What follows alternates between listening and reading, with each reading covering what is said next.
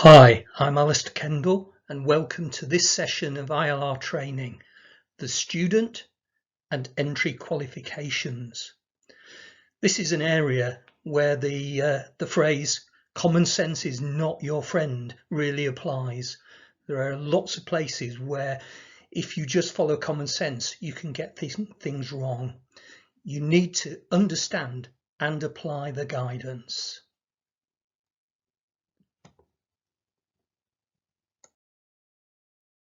We're going to cover the key fields and what we use them for, what we expect from you in determining those field values, what evidence you should keep to make sure that's backed up in case of audit, some of the common issues found, and we're going to give examples, the purpose of which is to improve data quality. This is a list of the fields we'll cover. A lot of these relate to the personal characteristics of the student, but they're right at the end. We'll spend some time looking at highest qualification on entry, Qualent 3.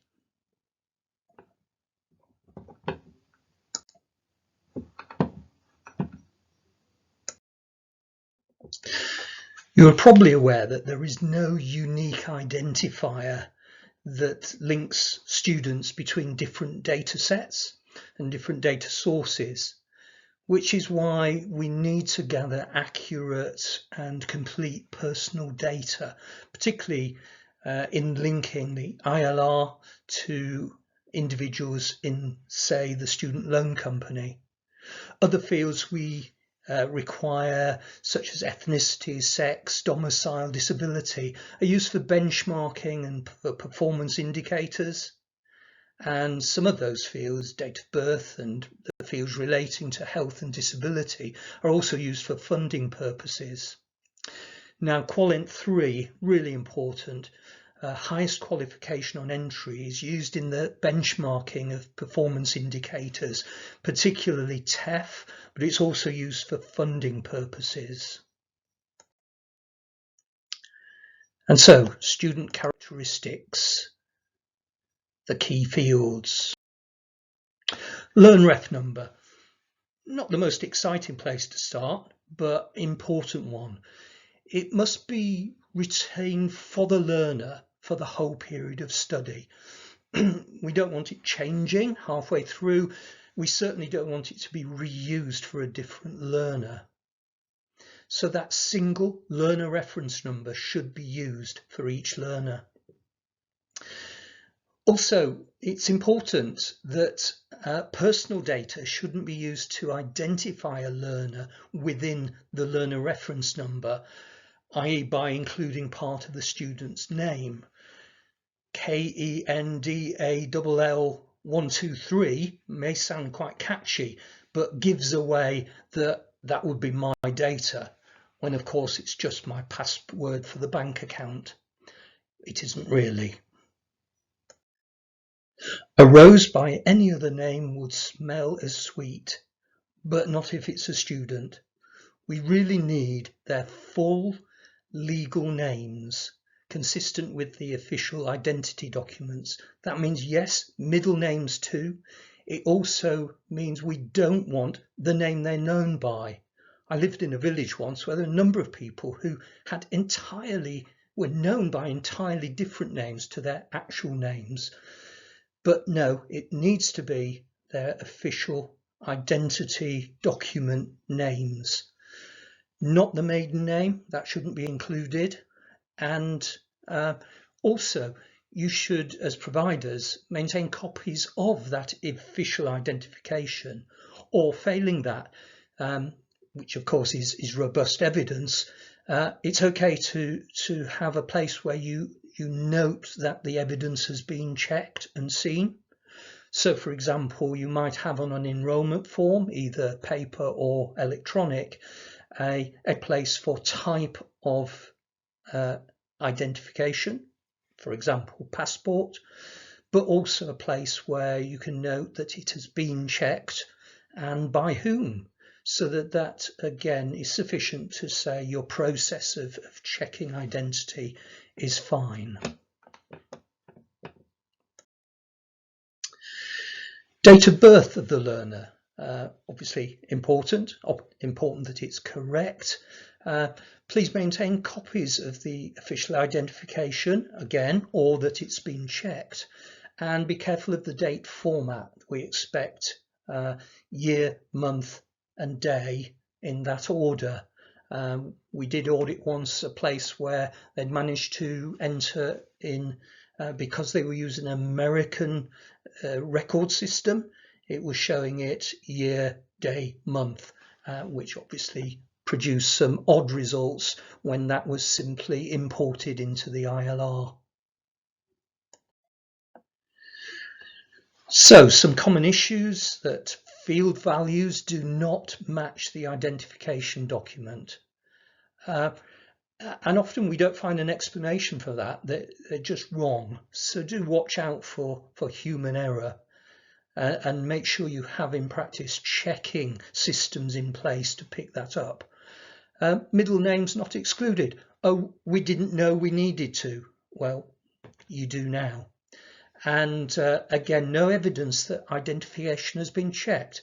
Oh, we leave that to the student. Well, in this case, for the identity documents, that's not enough. We want you to check that the information they've provided, however they provided, is correct. So for good practice, staff who are checking identification need to understand what they should be doing. And in all of our data work, that's really important. It's why we've tried to indicate why these fields are important. Again, these are about matching students in different data sets, so that if staff know why it's important, they're more inclined to follow up and make sure those checks are done. They need to have a process. You need to have a process to record that the checks have been done. And you also need sufficient oversight of that to ensure that the checks are actually done. So lots of checking needed. Domicile is not nationality, and that's the most important message here. There are separate codes for England, Scotland, Wales, Northern Ireland, and they should be used rather than XK, which is the United Kingdom. If by some very rare chance you weren't able to know which country, which constituent country the individual came from, then yes, okay, use XK, but we really don't expect that. We expect people to know if their permanent or home address is in one of the 4 constituent countries. GB is not a valid entry for domicile, but is for nationality. And conversely, the codes that are appropriate for domicile are invalid for nationality. Interesting, the Channel Islands and the Isle of Man do not count as UK domicile, and so won't be classed as such in our analyses. Some of the problems here is that insufficient information is gathered from students. This sometimes is down to the design of the enrolment form, not giving appropriate options or direction. So again, it's important to think through what you need to get from them and what could they get wrong. Again, as I said, no evidence that domicile is checked or that there's any evidence of a review that the correct data, and for some reason errors in coding. Good practice suggests that students be asked to confirm their permanent address, that providers should do sufficient checks to confirm the accuracy, and check that certain targeted students that might have a higher risk of errors in domicile, that may be due to nationality, so the point at which their home address and where they were physically living immediately before starting needs to be discussed with them.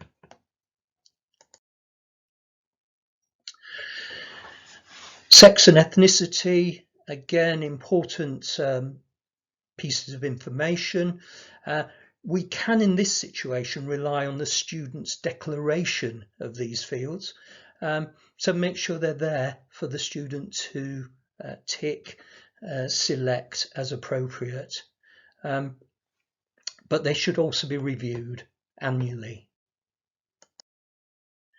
Health and disability, various fields here which to record things like receipt of disabled students allowance, whether the student feels they have a learning difficulty, a disability or health problem, the nature of that, and the most significant of those.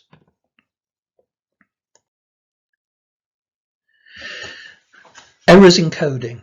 Again, this is partly human error, but also can be that the forms that students fill in are basically not helping the situation. They're not offering the available categories, and so that needs to be collected in a way. Drop-down lists are good. Any further guidance that's needed should also be included, and that it's checked on re-enrollment.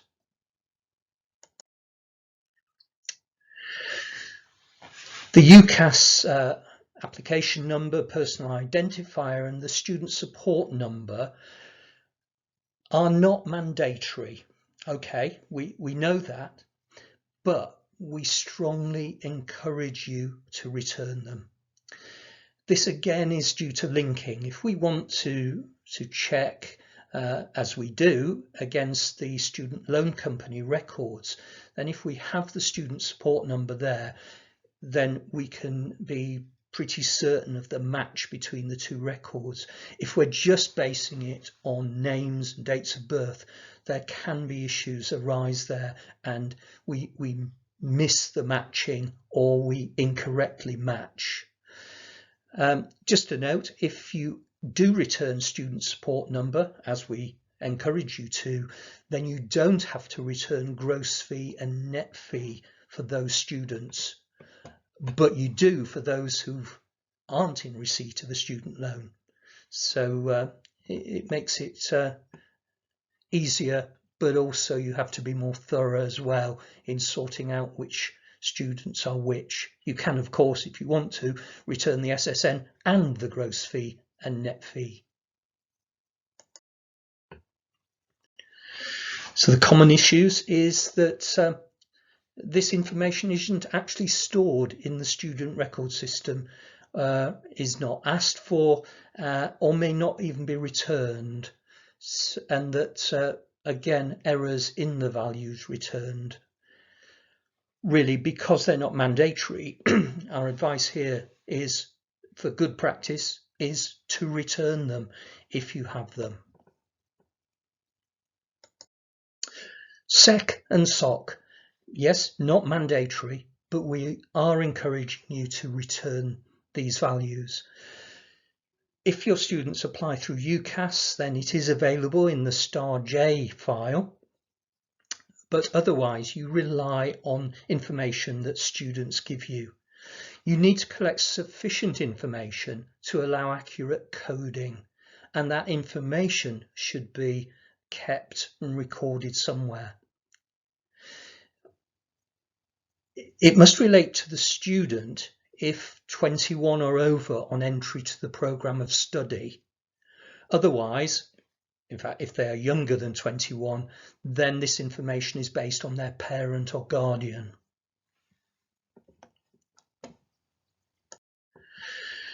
Common issues: insufficient information gathered from students to code accurately, linked again with errors in coding.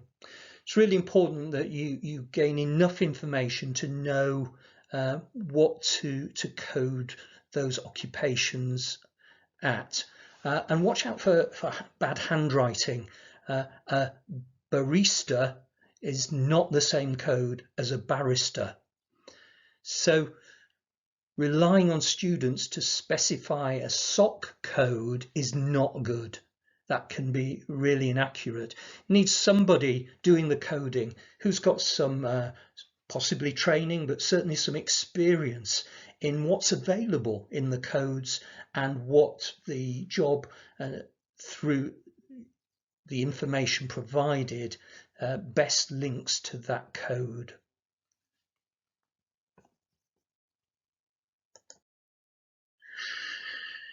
And all of this is about improving data quality. And to do that, we strongly suggest that it's important to have validation and internal checks on your data.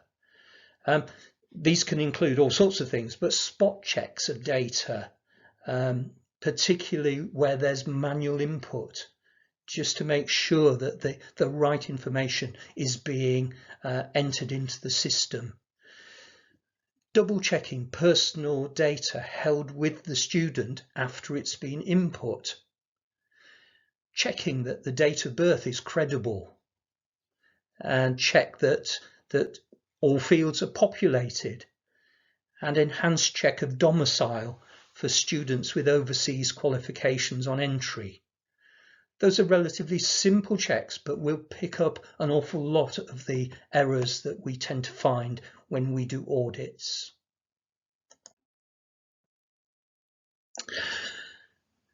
From August onwards, we provide a data checking tool.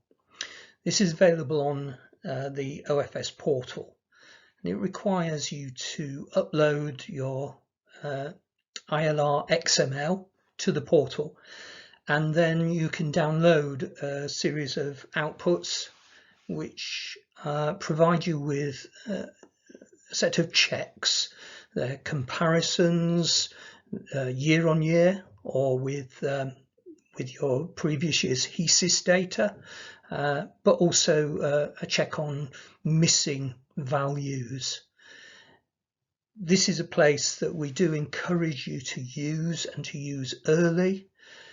We provide a series of questions, data verification queries, that come in the form of a file, and that's what we would like you to respond to, so that we know that you've looked at a potential issue. Doesn't mean that there's an error. There could be a good reason why things have changed year on year, but it will also highlight missing data and incorrect data, and help you to get your data quality much better before the deadline of your final submission of the ILR to the ESFA. So in particular, for the subject we're talking about in this presentation, you'll be able to find high numbers of unknowns for ethnicity, disability, domicile, missing disability details, and also student demographic splits. So do check those out, and if there are issues there, then you can address them, and much better to address those quality issues before the submission deadline than have to come back to it and make amendments afterwards.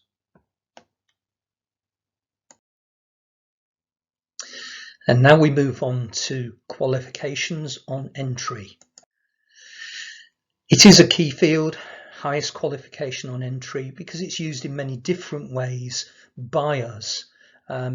Most importantly for the TEF, but also it's an area we find a lot of errors in. Recent audits have sometimes found up to 50% of the coded values being incorrect.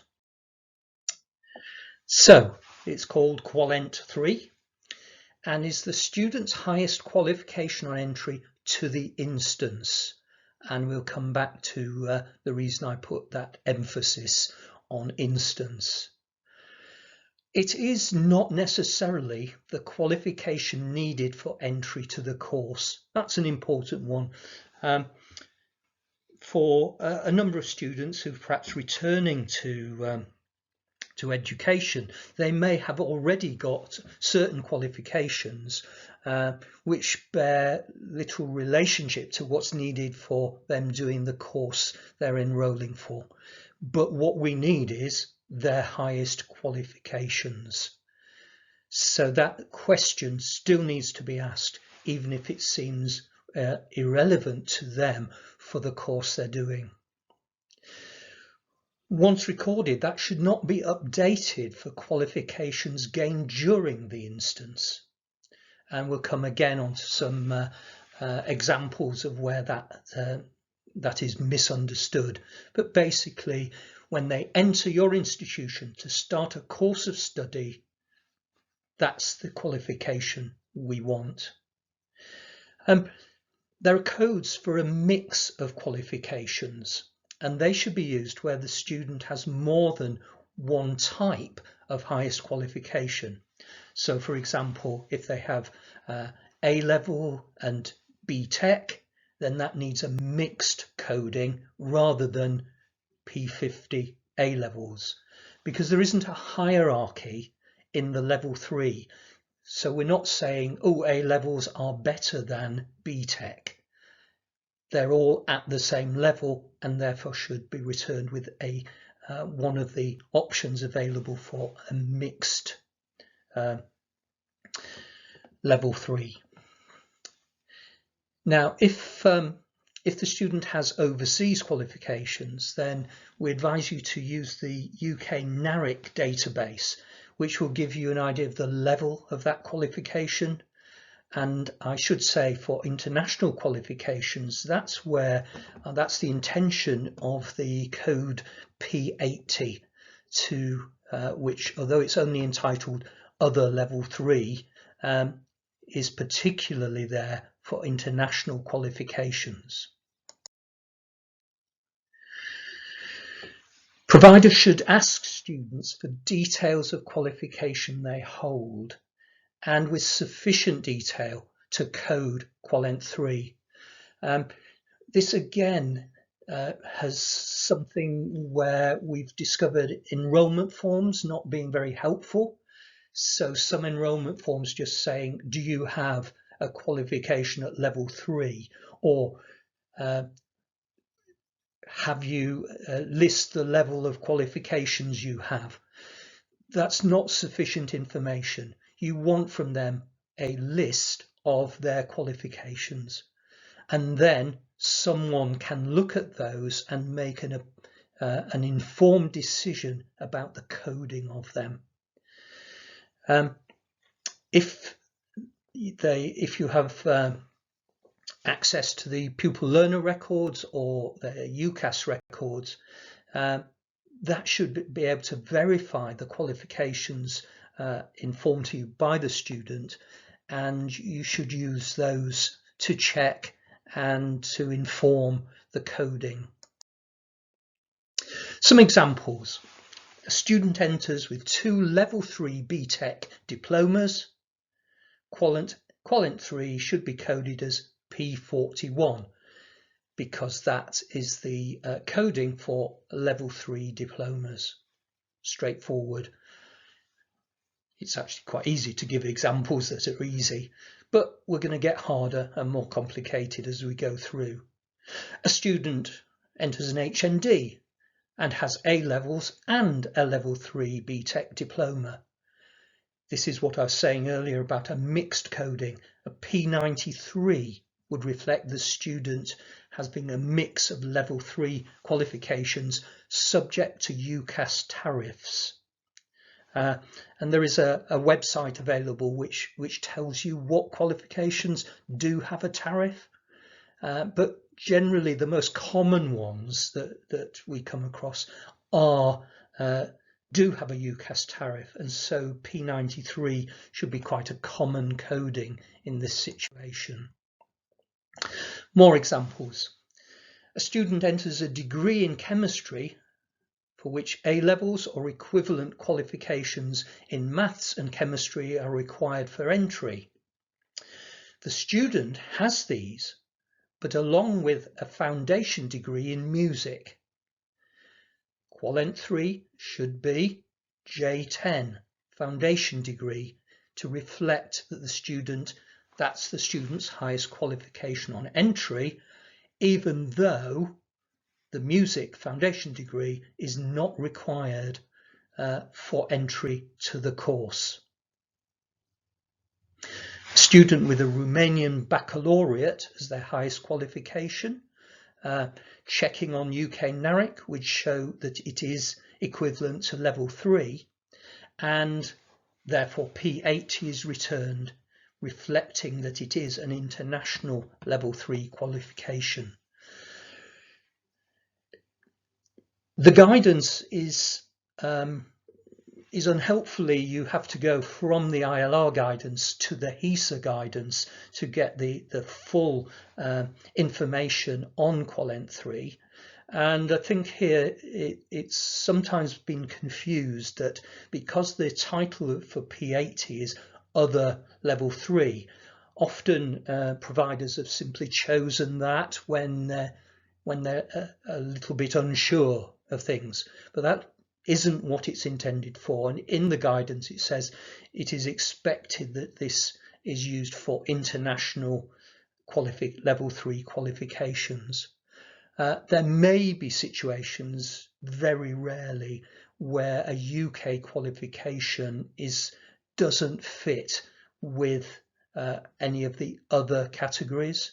However, that is quite rare, and so we don't expect to see lots of P80s other than for students entering with international qualifications.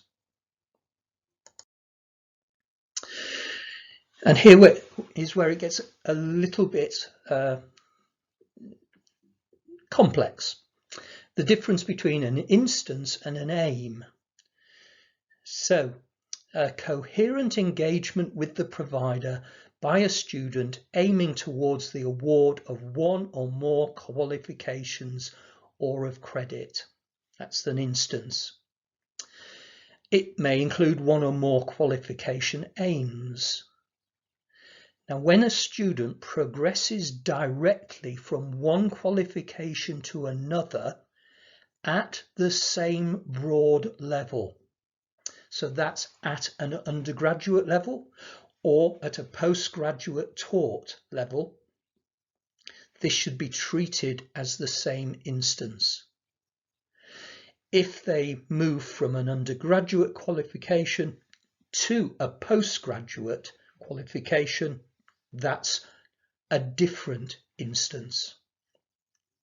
If students transfer between courses at the same broad level, at the same provider, this should be treated as the same instance. And students can, exceptionally, follow two distinct instances concurrently. Let's give you some examples, and quite a common one. A student enters a provider with A levels, completes an HNC in engineering, then progresses immediately to an HND top-up in engineering at the same provider. The HND part should be considered as part of the same instance, and so Qualent 3 should be P50 A levels. What we find in some places, not understanding this, what people have done is they've put A levels for the year the student is starting their HNC, but when they start the HND, they've changed qualification on entry to show C30 HNC, and that's wrong. If they are moving from HNC to HND with no break and at the same provider, it's the same instance, and so Qualent 3 stays the same, the original entry to the HNC. The same student enrolls on a part-time HNC in Spanish in their second year of study alongside the HND in engineering.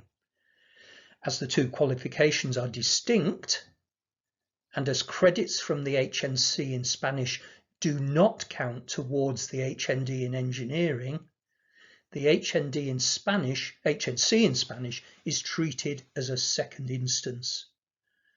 So qualent 3 would be C30, as at the time of entry to the Spanish instance, the student has already got an HNC. Still with it? One more example. The student studies and achieves an HNC having entered with both A-levels and a level 3 BTEC diploma. The student then leaves the college with no intention of returning. A year later, they decide to enrol for the HND top-up. Qualent 3 should be returned as C30 to record the HNC as their highest qualification, as the lengthy break in study means this HND is treated as a new instance. You probably need to go back over these examples again, just to make sure in your mind you followed this and are following the right practice as you code qualent 3. So the problems we find with qualent 3: inaccurate coding, simply lack of understanding by the person coding. Maybe it's because that's somehow been left to the student themselves, understandable, but if it is the provider, as it probably should be, then it's important that they understand what the coding, what the range of coding available is and how it can be applied. Often insufficient information is gathered from students. So this again can come down to what's expected on the enrolment form, or paper or electronic, and the guidance given to students in providing that information.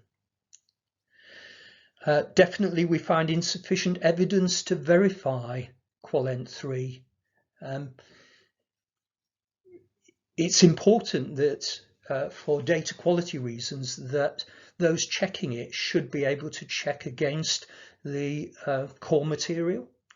And so whether it's an OFS audit or whether an internal check, you need to have systems and processes in place to make sure that that underlying evidence is saved in a form that works, either through the noting what the checks have been made, but also what information has been given. And again, as we've spent some time on the use of P80, other qualification, just to which is inappropriate if it's not an international qualification. It's also important not to use the default not known, when actually the real reason is not asked.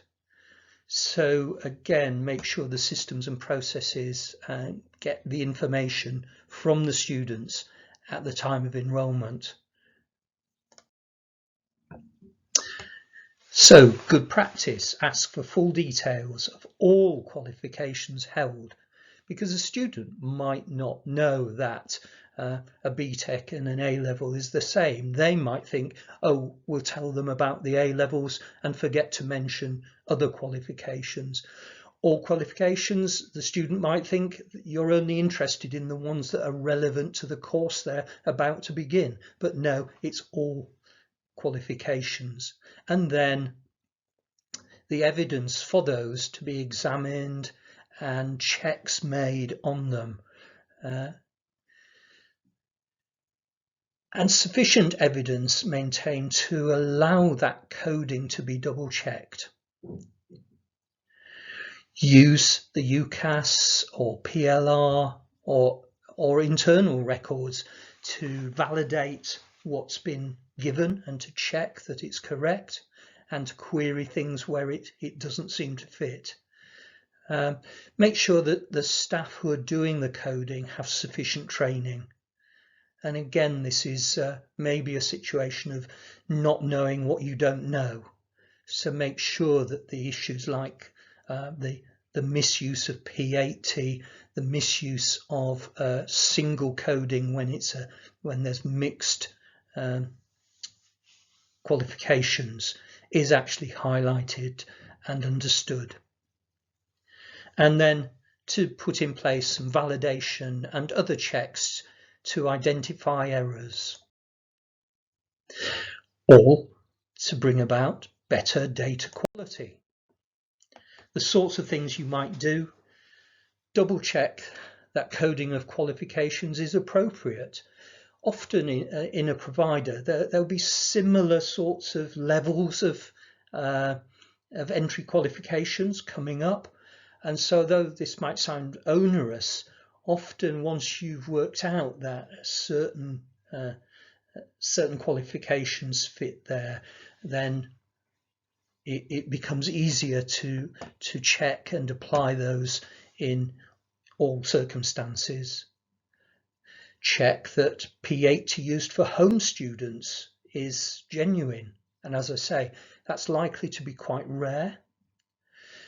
Check students with higher than expected entry qualifications for their course or higher than expected entry qualifications for their age. An 18-year-old with a master's degree is perhaps not likely.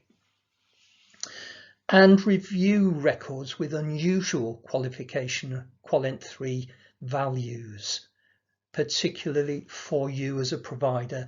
You will get to know the ones that, as I said, are common to you. And so if ones appear that are unusual, check them. It may be correct, but it may not. Remember to use the data checking tools. There's a couple of queries we raise on this where there's a high number of unknowns and where there's unexpected values. I'd say on the unknowns, again, in all our ILR teaching, as the OFS, we now cover all level 4 and above courses. That's what we regulate. You may also be thinking, well, but you've only been interested in recognised HE in the past. And that's true. In the past, that was absolutely true. And so there's a whole area of short courses, certificate courses that we have not been as focused on, but we are now. But the guidance in the ILR has yet to catch up with that. So what you'll find is that there are certain things where it's suggested that these are not mandatory. However, they are useful pieces of data, and it's data that we are using. And so we ask that for all your level 4 and above, you do return the values that for the HE data set. And of course that will probably need some planning for, if that's not been the practice before, not least because you've not been collecting it. In some cases your record system actually takes those students out of the mix and won't allow an HE data set to be produced. Please have a look at those sort of issues, because we do want that data and we are using it. So where we're using it and it's not there, it simply shows us a high number of unknowns. Thank you for listening. Please also look at the frequently asked questions and some of the examples that you'll find in other presentations in this series.